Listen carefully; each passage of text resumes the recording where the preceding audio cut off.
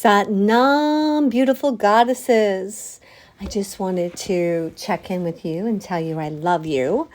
And also that, wow, lots came up and lots of tenderness and energy and things to heal. And, we're going to make our way through these locks and gates of the soul. And it's teaching us the depths of our pain, our potential, the thing that every soul, every woman in this group is up against. And one of the things that came up in my sadhana that I wanted to share with you ladies is we resist the good. We resist that it's going well. Now, I know some of you are in a spot that has a lot of challenge and it doesn't feel like it's going good. But even in that, there is good. And what I really want to bring to the surface, because this is what Magdalene was really bringing home this morning in sadhana, is that as humans, we are used to being in our karma. We are used to suffering. We are used to dealing with problems and being challenged. That is our normal state of awareness. There's a lot of reasons for this that I'm not even going to get into, but part of it also is that because this has been the program for so long, we are actually more comfortable and good. And when I say good, when it goes peaceful, when there's more happiness, when a problem clears up, when the money is flowing, then we go, oh my God, when is the shoe going to drop?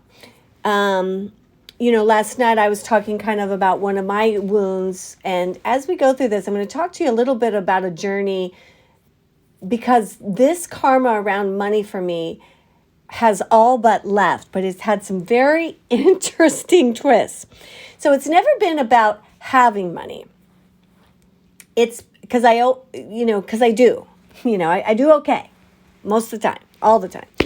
It's more about the mental gyration, and that is an area that life uses to escalate fear. Some people will do it with men. Some people will do it with their girlfriends. What it is the fear of not getting and the fear of not losing. So fear of not getting motivates me to get a bunch of abundance flowing. Fear of losing it makes me have a bunch of energy around holding. Now, people do that with their children. They do that with their parents. We do that with lovers. We do that with our health. This is the dance of a human, right? It is to, oh my God, I'm going to lose it, or oh my God, I can't get it. And in all of that, the most important thing is knowing that you are good, that God is good, however you want to grok what God is. So in Kundalini, God is the generating, organizing, destroying force.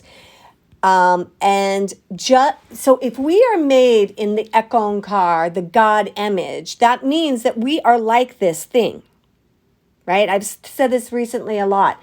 God did not say, I'm going to make a mountain in my image. No, it was us. So here's what this is the first of the two things.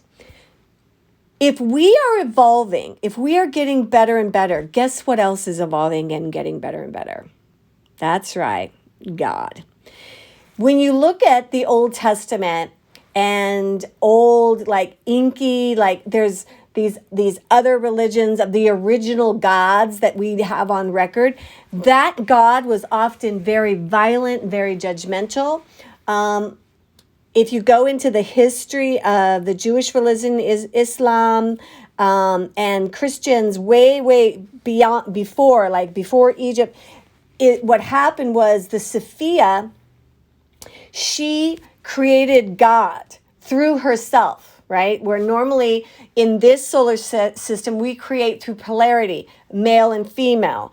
Even if we're creating, like, say, a project, we do it with the dynamic force and receptive force within us. So anyways, Sophia made this first God, and it turned out he was sort of like mentally ill and he wasn't very attractive. So she hid him behind clouds and just sort of stuck him up in the sky. Does that sound like a God that most of us have been told to believe in, right? It's that God the Father. Oh, he's in the sky with a long beard behind the clouds.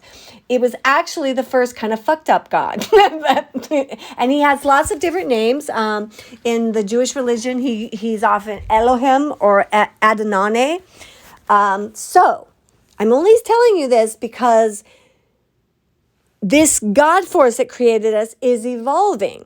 And so then, not only do we have Jesus and Magdalene's teachings, but they've also been tainted by men who rewrote it and decided which parts to tell us. But even if we had it exactly right, this is what we have to keep in mind. These avatars came to rock the boat. So Jesus came and said, you know what, you Pharisees with all your little rules about cleansing and killing lambs and all this weird shit, this is not right. Stop it. It's not about rules, it's about love. And my point is, if he were to come now, he would be it's 2,000 years later. He'd be updating it. And so here's the thing. This is what Magdalene was saying. Oh my God, this is so amazing. She said, back when Yeshua and I were here in the Piscean age, it was that I know, you guys follow me, we're going to tell you. Well, we're in the Aquarian age. And there's nothing wrong with Pisces. It's just that Pisces energy has a negative and a positive. And the negative part was that, you need a priest to go to God and all that weird stuff. Okay, so now God is evolving, right? God is evolving. So the Sophia, the Eckankar might have thought, let's just have, the really potent juice turn the light on in a few, and hopefully those people will get it together and be able to guide people. Well, they did, but the dysfunction of the insecurity around them, right, dumbed it down and kind of ruined it. So now we're made in God's image. We're still on that page. Now it's like, you know what? The God force is in all of them. So we need to start turning the light on in tons of them. We need to just turn the light on in the masses, not just a few, but now thousands and thousands and hundreds of thousands. And that's the time we're in right now. We're in the Aquarian age. So the Aquarian age is about the collective. It is about the community of humanity waking up. The medicine of Aquarius is Leo. How are we going to wake up? Through each of us knowing our individual specialness and shining that bright and seeing where that plugs into the collective and being a part of the group healing. Okay, that's the first point. Back to the thing I started with. We have aversion to the good. We have aversion as human beings to relaxing into that, to the joyous parts of our life. And then it's so interesting that this is what we have to do. We have to be happy right now.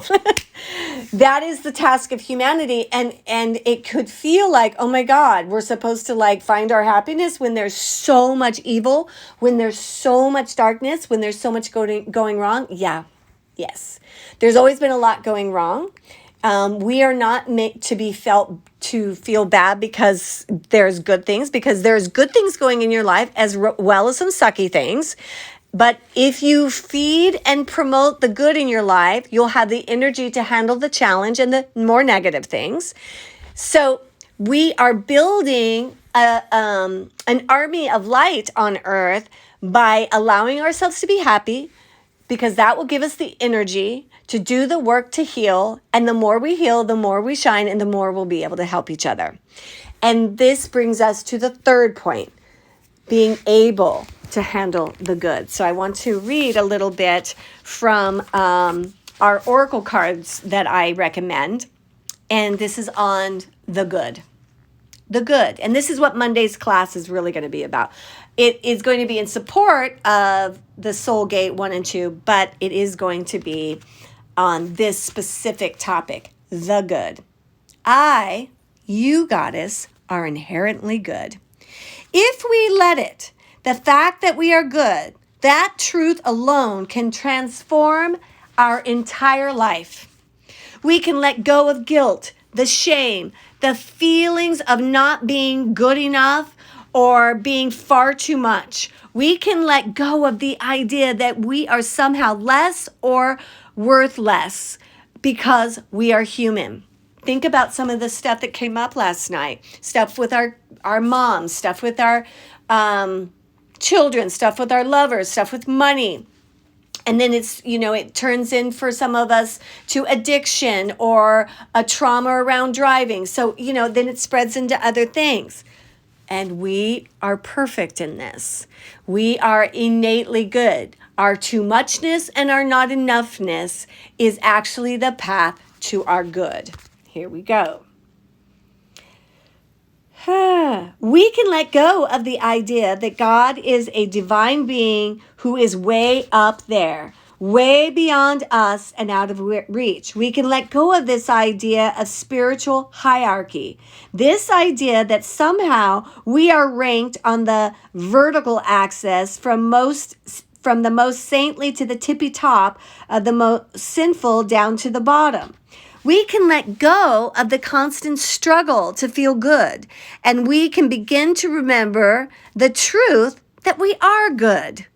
We are a part of the ultimate good, and this is both our truth to claim and our purpose to live.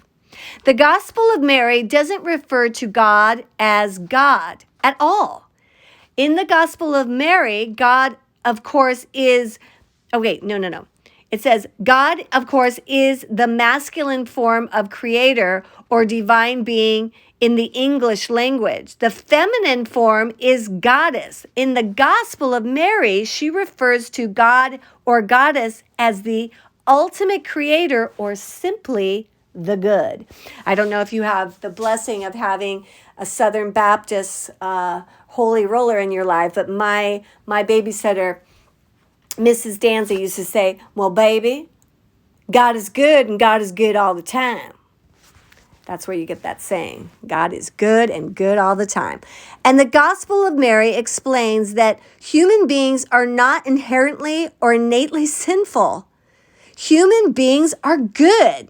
Christ explains that the human condition in Mary's gospel by saying, the good came among you, pursuing the good, which belongs to every nature. In fact, in the book of Mary, Peter asked,